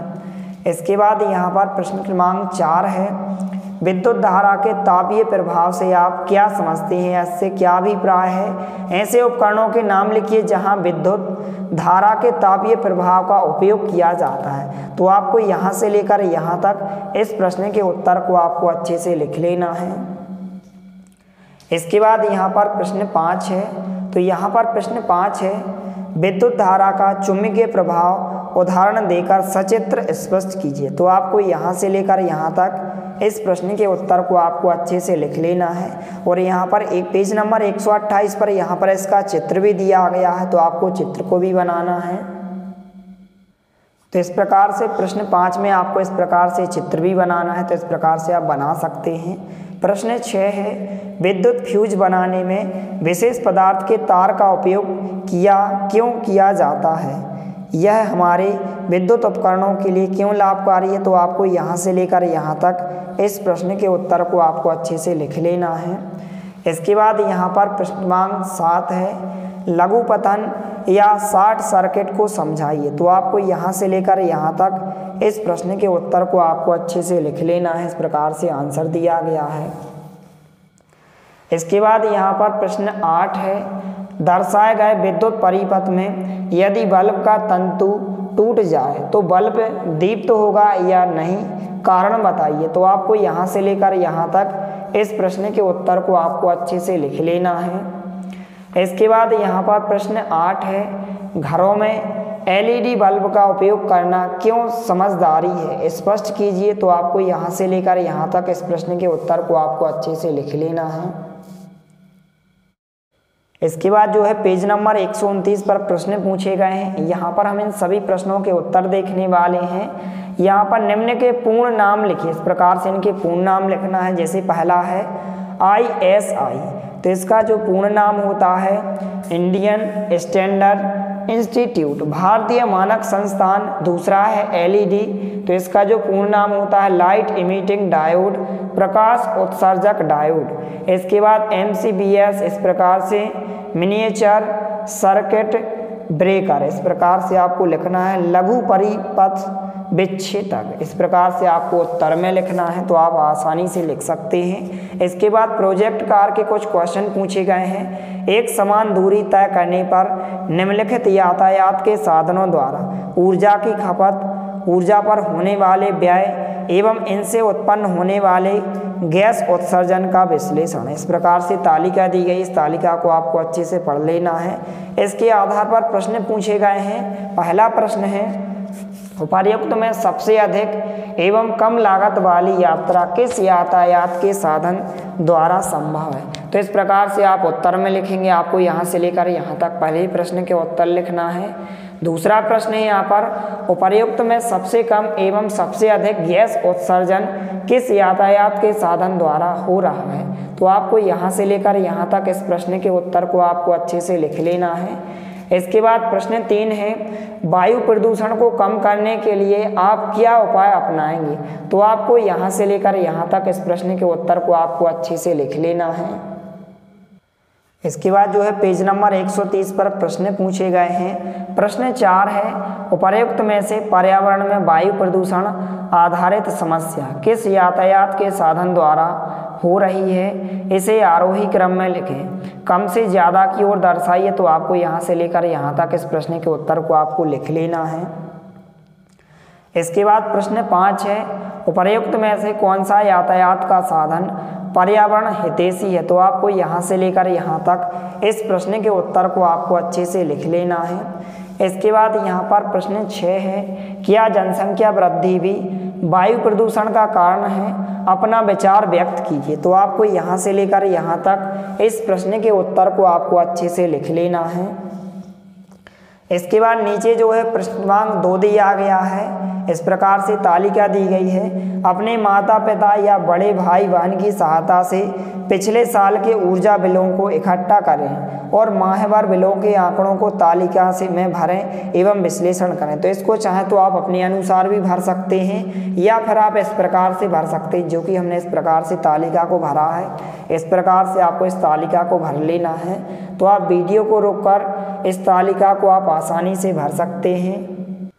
इसके बाद जो है पेज नंबर 131 पर जो प्रश्न पूछे गए हैं, इनके हम उत्तर देखने वाले हैं। पहला प्रश्न है, किस किस माह में ऊर्जा बिल भार ज़्यादा व्यय वाले हैं तथा किस किस में महीने में ऊर्जा बिल भार कम व्यय वाले हैं। इस प्रकार से आपको लिखना। तो आप यहाँ से लेकर यहाँ तक इस प्रश्न के उत्तर को आप लिखेंगे और तालिका के अनुसार लिखेंगे। जो भी आपने तालिका में भरा है उसी के अनुसार आप उत्तर लिखेंगे। दूसरा प्रश्न है, यह पता लगाने की कोशिश करें कि जिन महीनों में ऊर्जा बिल अधिक आया है उसका क्या कारण रहे हैं या क्या क्या कारण है। इस प्रकार से आप यहाँ से लेकर यहाँ तक इसका उत्तर लिखेंगे। इसके बाद यहाँ पर तीसरा प्रश्न है, विभिन्न तरीकों से पता लगाएं अपने ऊर्जा बिल भार की लागत को आप कैसे कम कर सकते हैं। तो आप यहाँ से लेकर यहाँ तक इस प्रश्न के उत्तर को लिखेंगे। इसके बाद प्रश्न 4 है, विद्युत ऊर्जा प्राप्त करने के लिए अन्य स्रोतों के नाम लिखिए। तो सौर ऊर्जा होगा, पवन ऊर्जा होगा। इस प्रकार से आपको उत्तर में लिखना है।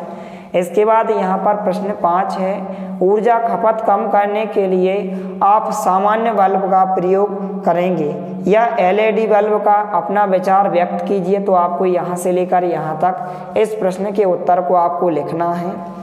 इसके बाद यहाँ पर प्रश्न 6 है, ऊर्जा बचत के उपायों को दर्शाते हुए पोस्टर तैयार कीजिए। तो आपको एक पोस्टर तैयार करके यहाँ पर इस प्रकार से आपको एक पोस्टर बनाना है।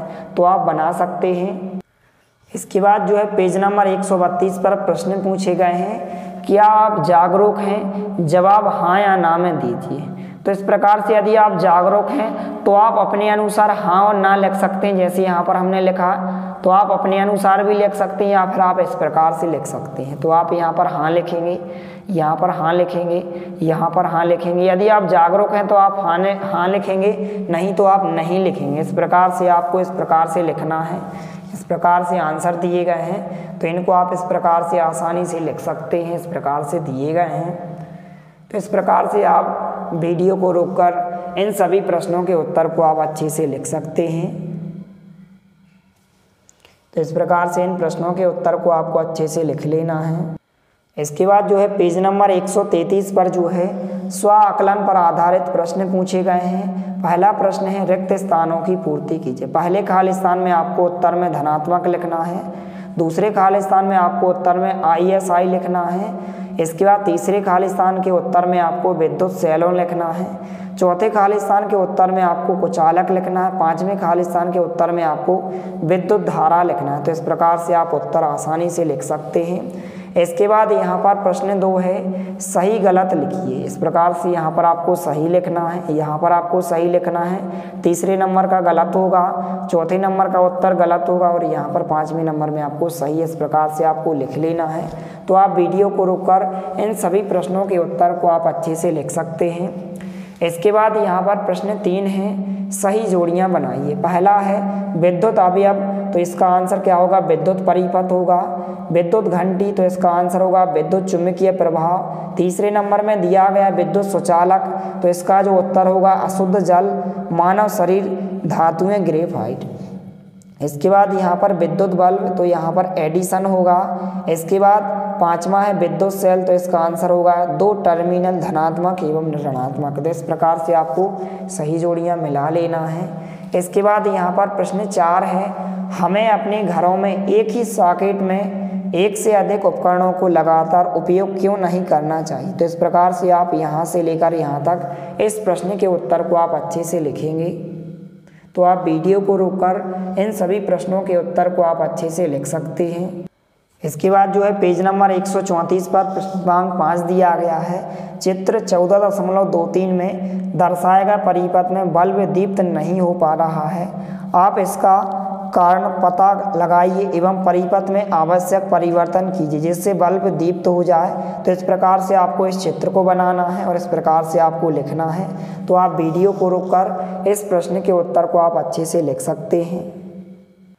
इसके बाद जो है अध्याय 15 प्रकाश। इस अध्याय के हम सभी प्रश्नों के उत्तर देखने वाले हैं। तो सबसे पहले आपको इस अध्याय को एक बार अच्छे से पढ़ लेना है।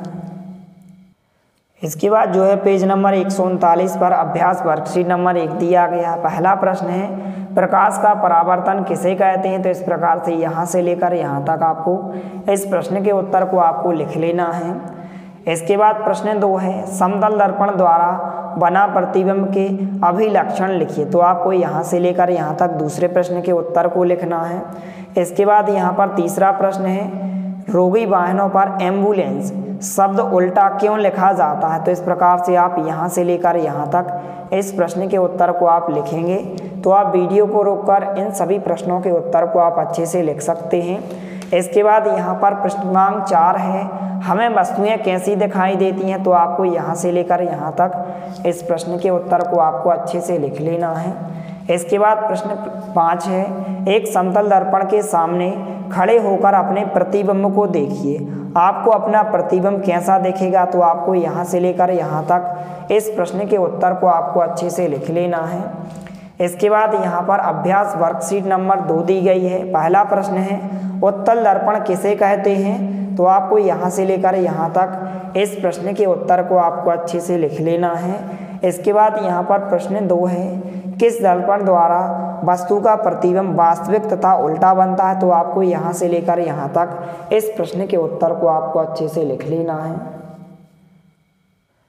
इसके बाद यहाँ पर प्रश्न 3 है स्टेनलेस इस्पात के चम्मच का भीतरी पृष्ठ एवं बाहरी पृष्ठ किस दर्पण की तरह कार्य करते हैं। तो आपको यहाँ से लेकर यहाँ तक इस प्रश्न के उत्तर को लिखना है। इसके बाद प्रश्न 4 है दंत विशेषज्ञों द्वारा अवतल दर्पण का उपयोग क्यों किया जाता है। तो आप उत्तर में यहाँ से लेकर यहाँ तक लिखेंगे। इस प्रकार से उत्तर होगा। इसके बाद यहाँ पर प्रश्न 5 है अवतल दर्पण तथा उत्तल दर्पण का चित्र बनाइए। तो आपको इस प्रकार से चित्र बनाना है। तो आप वीडियो को रोककर इस प्रकार से अवतल दर्पण होता है और इस प्रकार से उत्तल दर्पण होता है। तो इस चित्र को आप आसानी से बना सकते हैं। इसके बाद जो है अभ्यास वर्कशीट नंबर 3 दी गई है। इस प्रकार से प्रश्न पूछे गए हैं और यहाँ पर इनके आंसर दिए गए हैं। पहला प्रश्न है अवतल लेंस किसे कहते हैं। तो इस प्रकार से यहाँ से लेकर यहाँ तक पहले प्रश्न का उत्तर होगा। दूसरा प्रश्न है उत्तल लेंस द्वारा किस प्रकार का प्रतिबिंब बनता है। तो आपको यहाँ से लेकर यहाँ तक इस प्रश्न के उत्तर को आपको अच्छे से लिख लेना है। इसके बाद यहाँ पर प्रश्न 3 है अवतल लेंस तथा उत्तल लेंस को चित्र द्वारा प्रदर्शित कीजिए। तो इस प्रकार से आपको उत्तल लेंस का चित्र बनाना है और अवतल लेंस का चित्र बनाना है। तो आप वीडियो को रोककर इन चित्रों को आप अच्छे से बना सकते हैं। इसके बाद जो है पेज नंबर 141 पर यहाँ पर प्रश्न पूछे गए हैं। इन सभी प्रश्नों के उत्तर देखने वाले हैं। प्रश्न 4 है वास्तविक तथा आभासी प्रतिबिंब में अंतर कीजिए। तो आपको यहाँ से लेकर यहाँ तक इस प्रश्न के उत्तर को लिख लेना है। 5वां प्रश्न है किस प्रकार का लेंस सदैव आभासी प्रतिबिंब बनाता है। तो आपको यहाँ से लेकर यहाँ तक इस प्रश्न के उत्तर को आपको अच्छे से लिख लेना है। इसके बाद जो है अभ्यास वर्कशीट नंबर 4 दी गई है। पहला प्रश्न है जब प्रिज्म में श्वेत प्रकाश को गुजारा जाता है तो वह कितने रंगों में विभक्त हो जाता है। तो आपको यहाँ से लेकर यहाँ तक इस प्रश्न के उत्तर को आपको अच्छे से लिख लेना है। प्रश्न 2 है इंद्रधनुष से प्राप्त होने वाले 7 वर्णों को क्रम से लिखिए। तो आपको यहाँ से लेकर यहाँ तक इस प्रश्न के उत्तर को लिखना है। तीसरा प्रश्न है पहेली ने एक वृत्ताकार डिस्क की सहायता से एक छोटा सा लट्टू बनाया जिस पर इंद्रधनुष के 7 रंगों से पेंट किया गया। जब लट्टू घूर्णन करता है तब किसी रंग का दिखाई देगा, कारण बताइए। तब किस रंग का दिखाई देगा आपको कारण बताना है। तो आपको यहाँ से लेकर यहाँ तक इस प्रश्न के उत्तर को आपको अच्छे से लिख लेना है। इसके बाद यहाँ पर प्रश्न क्रमांक 4 दिया गया है। तो यहाँ पर प्रश्न क्रमांक 4 है इंद्रधनुष कब और कहाँ दिखाई देता है। तो आपको यहाँ से लेकर यहाँ तक इस प्रश्न के उत्तर को आपको अच्छे से लिख लेना है। इसके बाद प्रश्न 5 है किसी क्रियाकलाप का वर्णन कीजिए जो यह दर्शाता है कि सफ़ेद रंग का प्रकाश बहुत से रंगों से मिलकर बनता है। तो आपको यहाँ से लेकर यहाँ तक इस प्रश्न के उत्तर को आपको अच्छे से लिख लेना है। तो आप वीडियो को रोककर इन सभी प्रश्नों के उत्तर को आप अच्छे से लिख। तो इस प्रकार से आंसर होगा। इसके बाद जो है पेज नंबर 142 पर जो है प्रोजेक्ट कार्ड दिया गया। इस प्रकार से प्रश्न पूछे गए हैं। तो इनको आपको एक बार अच्छे से पढ़ लेना है। इसके बाद नीचे जो है स्व आकलन पर आधारित प्रश्न पूछे गए हैं। यहाँ पर हम इन सभी प्रश्नों के उत्तर देखने वाले हैं। पहला प्रश्न है रिक्त स्थानों की पूर्ति कीजिए। पहले खाली स्थान का उत्तर होगा सीधी रेखा। तो यहाँ पर आपको उत्तर में सीधी रेखा लिखना है। दूसरे खाली स्थान का उत्तर होगा परावर्तन। तो यहाँ पर आपको उत्तर में परावर्तन लिखना है। तीसरे खाली स्थान का उत्तर यहाँ पर जो होगा अवतल होगा। तो आपको उत्तर में अवतल लिखना है। चौथे खाली स्थान का जो उत्तर होगा यहाँ पर आपको अवतल लिखना है। और 5वें खाली स्थान का उत्तर 7 होगा। तो यहाँ पर आपको उत्तर में 7 लिखना है। इसके बाद प्रश्न क्रमांक 2 है निम्न प्रश्नों के आगे सत्य अथवा असत्य लिखिए। तो पहले प्रश्न में आपको उत्तर में सत्य लिखना है। दूसरे प्रश्न के उत्तर में आपको असत्य लिखना है। और तीसरे प्रश्न के उत्तर में आपको सत्य लिखना है। तो इस प्रकार से आप लिख सकते हैं। इसके बाद जो है पेज नंबर 143 पर प्रश्न पूछे गए हैं। चौथा प्रश्न है उत्तल दर्पण का उपयोग वाहनों में साइड मिरर में होता है। तो यह कथन सत्य होगा। तो आप उत्तर में सत्य लिखेंगे। 5वां जो होगा असत्य होगा। तो आपको उत्तर में असत्य लिखना है। इसके बाद प्रश्न 3 है जोड़ी बनाओ। तो इस प्रकार से कॉलम ए और कॉलम बी दी गई है। पहला जो दिया गया है ए नंबर का, इसकी जो है सही जोड़ी आपको यहाँ पर आपको मिलाना है जो चौथे नंबर पर दिया गया है। यहाँ पर चौथे नंबर पर क्या दिया गया उत्तल लेंस। तो यह क्या होता है उत्तल लेंस। तो इसकी सही जोड़ी आपको उत्तल लेंस से मिलाना है। दूसरा है यहाँ पर यह क्या होता है अवतल लेंस। तो इसकी जो है आपको जोड़ी जो है लास्ट बारी से अर्थात 5वें नंबर से अवतल लेंस से मिलाना है। इसके बाद सी नंबर में परावर्तक पृष्ठ है। तो इसकी सही जोड़ी आपको दूसरे नंबर अर्थात उत्तल दर्पण से मिलाना है। इसके बाद जो चौथे नंबर में डी नंबर में दिया गया है परावर्तक पृष्ठ, इसकी सही जोड़ी जो है आपको पहले नंबर से मिलाना है। इस प्रकार से अवतल दर्पण से आपको मिलाना है। इसके बाद जो लास्ट में ई नंबर पर दिया गया है घर में स्वयं का प्रतिबिंब देखने के लिए लगाए जाने वाले दर्पण, तो क्या होते हैं समतल दर्पण होते हैं। तो आपको तीसरे नंबर से मिलाना है। तो इस प्रकार से आप सही जोड़ी मिला सकते हैं। इस प्रकार से आंसर दिया गया है। इसके बाद जो है प्रश्न क्रमांक 4 पूछा गया है। यहाँ पर एक शब्द अथवा एक वाक्य में उत्तर दीजिए। तो यहाँ पर पहले प्रश्न का उत्तर सीधा होगा, दूसरे प्रश्न का उत्तर सीधा होगा, तीसरे प्रश्न का उत्तर 7 वर्ण होगा। तो इस प्रकार से तीनों प्रश्नों के उत्तर हो जाएंगे। इसके बाद और भी क्वेश्चन पूछे गए हैं। पेज नंबर 144 पर प्रश्न 4 है। इसका जो उत्तर होगा यहाँ पर आपको अवतल दर्पण लिखना है। 5वें प्रश्न का जो उत्तर होगा 7 होगा। इसके बाद 5वें प्रश्न में इस प्रकार से आपको उत्तर में लिखना है। इस प्रकार से उत्तर हो जाएंगे। इनको आप अच्छे से नोट करें।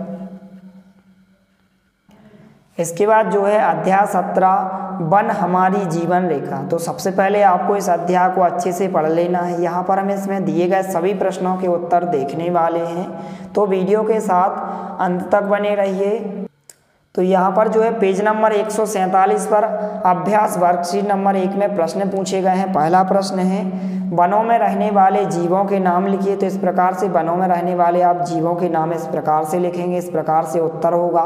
तो आपको यहाँ से लेकर यहाँ तक इस प्रश्न के उत्तर को आपको अच्छे से लिख लेना है। इसके बाद दूसरा प्रश्न है अपने क्षेत्र के आसपास के वनों में भ्रमण करने के बाद वनों में पाए जाने वाले जंगली पौधों के नाम लिखिए। तो आपको यहाँ से लेकर यहाँ तक इस प्रश्न के उत्तर को आपको अच्छे से लिख लेना है। इसके बाद यहाँ पर तीसरा प्रश्न है वनों को हरे फेफड़े क्यों कहते हैं, ये पर्यावरण के लिए क्यों महत्वपूर्ण है। तो आप यहाँ से लेकर यहाँ तक इस प्रश्न के उत्तर को आप अच्छे से लिखेंगे। तो आप वीडियो को रोककर इन सभी प्रश्नों के उत्तर को आप अच्छे से लिख सकते हैं। इसके बाद यहाँ पर प्रश्न 4 है वनों में भ्रमण के दौरान हमें शोर क्यों नहीं करना चाहिए। तो आपको यहाँ से लेकर यहाँ तक इस प्रश्न के उत्तर को आपको अच्छे से लिख लेना है। इसके बाद यहाँ पर प्रश्न 5 है बेतान अर्थात कैनोपी का वनों के संबंध में क्या अभिप्राय है। तो आपको यहाँ से लेकर यहाँ तक इस प्रश्न के उत्तर को आपको अच्छे से लिख लेना है। इसके बाद जो है पेज नंबर 148 पर प्रश्न पूछे गए हैं। प्रश्न 6 है अधोतल शब्द से क्या समझते हैं। तो इस प्रकार से यहाँ से लेकर यहाँ तक प्रश्न 6 का उत्तर हो जाएगा। इसके बाद प्रश्न 7 है वनों से हमें कौन कौन सी वस्तुएं प्राप्त होती हैं। तो आपको यहाँ से लेकर यहाँ तक इस प्रश्न के उत्तर को आपको अच्छे से लिख लेना है। इसके बाद यहाँ पर प्रश्न 8 है वन जीव जंतुओं की किस तरह सहायता करते हैं। तो आपको यहाँ से लेकर यहाँ तक इस प्रश्न के उत्तर को आपको अच्छे से लिख लेना है। इसके बाद यहाँ पर अभ्यास वर्कशीट नंबर 2 दी गई है। पहला प्रश्न है जिनका तना मोटा एवं कठोर होता है उन्हें किस नाम से जानते हैं। 2 उदाहरण देकर स्पष्ट कीजिए। तो आपको यहाँ से लेकर यहाँ तक पहले प्रश्न के उत्तर में लिखना है। दूसरा प्रश्न है हरे पेड़ पौधे स्वपोषी क्यों कहलाते हैं, कारण बताइए। तो आपको यहाँ से लेकर यहाँ तक इस प्रश्न के उत्तर को आपको अच्छे से लिख लेना है। इसके बाद तीसरा प्रश्न है सर्वाहारी जीवों के 3 उदाहरण बताइए। तो इस प्रकार से आप कोई भी 3 सर्वाहारी जीवों के नाम लिख सकते हैं। इस प्रकार से आपको लिखना है, इस प्रकार से उत्तर होगा। इसके बाद पेज नंबर 149 पर जो है प्रश्न 4 दिया गया है सूक्ष्म जीवों को परिभाषित कीजिए। तो आपको यहाँ से लेकर यहाँ तक प्रश्न 4 के उत्तर को इस प्रकार से आपको लिखना है। इसके बाद प्रश्न 5 है अपघटक पर्यावरण के लिए लाभकारी क्यों माने जाते हैं। तो आपको यहाँ से लेकर यहाँ तक इस प्रश्न के उत्तर को आपको अच्छे से लिख लेना है। इसके बाद प्रश्न 6 है सूक्ष्म जीवों से ह्यूमस कैसे बनता है। तो आपको यहाँ से लेकर यहाँ तक इस प्रश्न के उत्तर को आपको अच्छे से लिख लेना है। इसके बाद प्रश्न 7 है खाद्य श्रृंखला को उदाहरण सहित समझाइए। तो आपको यहाँ से लेकर यहाँ तक इस प्रश्न के उत्तर को आपको अच्छे से लिख लेना है, इस प्रकार से उत्तर होगा। इसके बाद यहाँ पर प्रश्न 8 दिया गया है कि हमारे आसपास वन कम क्यों होते जा रहे हैं, कोई 5 कारण स्पष्ट कीजिए। तो आपको यहाँ से लेकर यहाँ तक इस प्रश्न के उत्तर को आपको अच्छे से लिख लेना है। इसके बाद जो है पेज नंबर 150 पर प्रश्न दिए गए हैं। प्रश्न 9 है वनों का हमारे जीवन में क्या महत्व है, अपने भाई बहनों से विचार विमर्श कर उत्तर लिखें। तो इस प्रकार से आपको यहाँ से लेकर यहाँ तक इस प्रश्न के उत्तर को आपको अच्छे से लिख लेना है। तो आप वीडियो को रोककर या फिर आप स्क्रीनशॉट लेकर इस प्रश्न के उत्तर को आप अच्छे से लिख सकते हैं। इसके बाद यहाँ पर नेक्स्ट क्वेश्चन है प्रश्न क्रमांक 10 भूमि जल या भूजल स्तर भौम जल स्तर को बढ़ाने में वन किस तरह सहायक हैं। तो आपको यहाँ से लेकर यहाँ तक इस प्रश्न के उत्तर को आपको अच्छे से लिख लेना है, इस प्रकार से उत्तर होगा। इसके बाद यहाँ पर नीचे प्रोजेक्ट कार्य दिया गया है। पहला प्रश्न है अपने आसपास पाए जाने वाले पेड़ पौधों की पत्तियाँ एकत्रित कर चिपकाएं एवं जो है हार्बेरियम बनाएं एवं पौधों के नाम जानकर लिखें। इस प्रकार से आपको पत्तियों के चित्र एकत्र करके यहाँ पर आपको चिपकाना है। तो इस प्रकार से आपको अपनी पुस्तक में पत्तियों के चित्र बनाकर आपको चिपका लेना है। इसके बाद जो है पेज नंबर 151 पर दूसरा प्रश्न दिया गया, वनों में पाए जाने वाले विभिन्न जीव जंतुओं के चित्र काटकर अपनी कॉपी में चिपकाइए। तो इस प्रकार से आपको यहाँ पर चिपकाना है। तीसरा प्रश्न है, वनों से प्राप्त 5 वन उत्पादों के नाम लिखें। वे किस वृक्ष से प्राप्त होते हैं, उनका उपयोग कहाँ कहाँ किया जाता है। तो इस प्रकार से इस तालिका को आपको अच्छे से भर लेना है। तो आप वीडियो को रोककर इस तालिका को आप अच्छे से भर सकते हैं। इस प्रकार से उत्तर होगा। इसके बाद यहाँ पर प्रश्न 4 है, यदि वन न होते तो पर्यावरण पर क्या प्रभाव पड़ेगा, स्पष्ट कीजिए। तो आपको यहाँ से लेकर यहाँ तक इस प्रश्न के उत्तर को आपको अच्छे से लिख लेना है। इस प्रकार से आंसर होगा। इसके बाद 5वां प्रश्न है, वनों का महत्व या वनों का महत्व पर अपने विचार लिखिए। यहाँ से लेकर यहाँ तक प्रश्न क्रमांक 5 का उत्तर होगा। तो इस प्रकार से आपको उत्तर लिख लेना है। इसके बाद जो है पेज नंबर 152 पर जो यहाँ पर आगे भी आंसर दिया गया है, इसको भी आप यहाँ से लेकर यहाँ तक लिखें। इसके बाद स्व आकलन पर आधारित प्रश्न पूछे गए हैं। पहला प्रश्न है, रिक्त स्थानों की पूर्ति करें। पहले खाली स्थान में आपको यहाँ पर हरे लिखना है, दूसरे खाली स्थान में आपको यहाँ पर बेतान लिखना है, और तीसरे खाली स्थान में यहाँ पर आपको उत्तर में अन्य जीवों पर निर्भर रहते हैं, यहाँ पर इस प्रकार से आपको लिखना है। चौथे खाली स्थान में आपको आंसर में पेड़ पौधों लिखना है, और 5वें खाली स्थान में आपको उत्तर में यहाँ पर ह्यूमस लिखना है। तो इस प्रकार से आप उत्तर में लिखेंगे। इसके बाद जो है प्रश्न 2 है, जोड़ी बनाओ। तो यहाँ पर वनों की ऊपरी परत, इसकी जो जोड़ी आपको चौथे नंबर से मिलाना है, कैनोपी अर्थात बेतान से। दूसरा है सर्वाहारी जीव, तो इसकी सही जोड़ी आपको 5वें नंबर से मिलाना है, मनुष्य, कुत्ता, बिल्ली। इसके बाद तीसरे नंबर पर दिया गया मृतोपजीवी, इसकी सही जोड़ी आपको पहले नंबर से मिलाना है, मरे एवं सड़े गले पदार्थों पर उत्पन्न सूक्ष्म जीव। इसके बाद जो है भौम जल स्तर, इसकी जो है सही जोड़ी आपको दूसरे नंबर से मिलाना है। 5वें नंबर की जो सही जोड़ी है वन उत्पाद, इसकी जो है तीसरे नंबर, गोंद, कत्था, लकड़ी, लाख, जड़ी बूटी। इस प्रकार से आपको सही जोड़ियां मिला लेना है। इसके बाद जो लास्ट क्वेश्चन दिया गया है, प्रश्न क्रमांक 3, सही गलत लिखो। इस प्रकार से उत्तर दिया गया है। पहले का जो उत्तर होगा यहाँ पर आपको सत्य लिखना है, इसके बाद दूसरे में आपको सत्य लिखना है, तीसरे में आपको असत्य लिखना है, चौथे प्रश्न के उत्तर में आपको सत्य लिखना है, और 5वें में आपको असत्य लिखना है। तो इस प्रकार से जो है विज्ञान विषय की जो आपकी लर्निंग आउटकम्स आधारित लर्निंग गैप सामग्री खंड व इन सभी प्रश्नों के उत्तर हो जाएंगे। इनको आप अपनी पुस्तक में अच्छे से लिख लें। इसी तरह आपको कक्षा 8 जो आपका खंड आ है, गणित विषय और सामाजिक विज्ञान का जल्द से जल्द सॉल्यूशन उपलब्ध कराया जाएगा। इसलिए आप हमारे चैनल को सब्सक्राइब कीजिए, साथ में नोटिफिकेशन बेल को भी दबाइए ताकि कोई भी वीडियो की नोटिफिकेशन आप तक सबसे पहले पहुंचे। मिलते हैं अगले वीडियो में, तब तक के लिए जय हिंद, वंदे मातरम।